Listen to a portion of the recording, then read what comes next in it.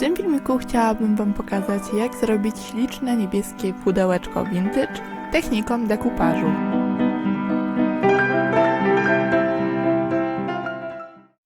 Wybrałam pudełko z zakrętką.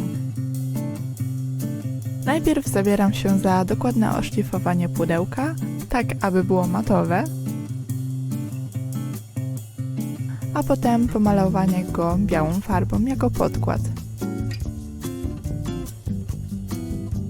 Pamiętając, aby nie malować części, na której się zakręca nakrętkę. Następnie tworzę kolor, jakim chciałabym pomalować pudełko. U mnie będzie to błękitno-szary, a gdy biała farba wyschnie, maluję pudełko wybranym kolorem. Na wierzchu zostawiam białe koło, gdzie później znajdą się różyczki. Używając szablonu, na spodzie pudełka namalowałam kluczyk i metryczkę w trochę ciemniejszym kolorze. Gdy niebieska farba wyschła, poprawiam białe kółko tak, aby było równe, a potem chlapię pudełko białą rozwodnioną farbą, a następnie nakładam jeszcze jedną warstwę schlapań, trochę już gęstszą farbą. Teraz zabieramy się za dekupaż. Ja wybrałam serwetkę w różyczki, wycinam wybrane elementy, a potem dopasowuję je do wieczka, a następnie wycinam je już bardzo dokładnie.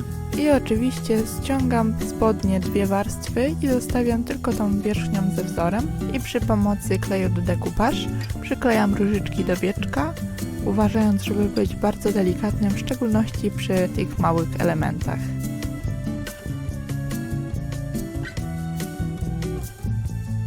Zabezpieczam taśmą malarską miejsce na zakrętkę i potem całe pudełko wraz z zakrętką lakieruję. Ja używam lakieru w sprayu, ale możesz też użyć lakieru do dekupaż. Jeżeli używasz lakieru w sprayu, pamiętaj, żeby robić to na otwartej przestrzeni lub przy otwartym oknie i pamiętaj, aby zabezpieczyć swoje drogi oddechowe, np. chustką lub maseczką. Zaraz po lakierowaniu ściągam taśmę malarską i wystawiam za okno pudełko do czasu, aż wyschnie.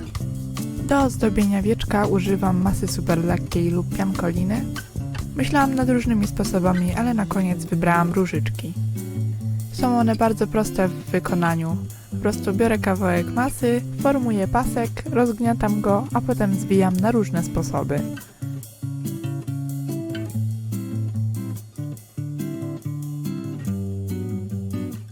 Aby zrobić liście, formuję łezkę, a potem dłutkiem tworzę linię. Dorobiłam także kilka kędziorków. W międzyczasie, gdy masa wysycha, cieniuję dolną część pudełka, nakładając granatową farbę skośnym pędzelkiem. W wyschniętych różyczkach odcinam końcówki nożyczkami, tak aby było łatwiej je potem przyklejać. Nakładam klej, a potem przyklejam różyczki, listki i kędziorki.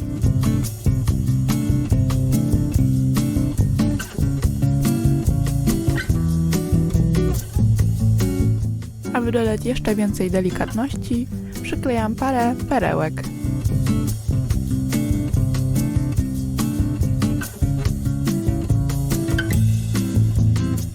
Kończąc pudełko, przyklejam na bok wieczka białą koronkę oraz białą kokardkę. I pudełeczko gotowe.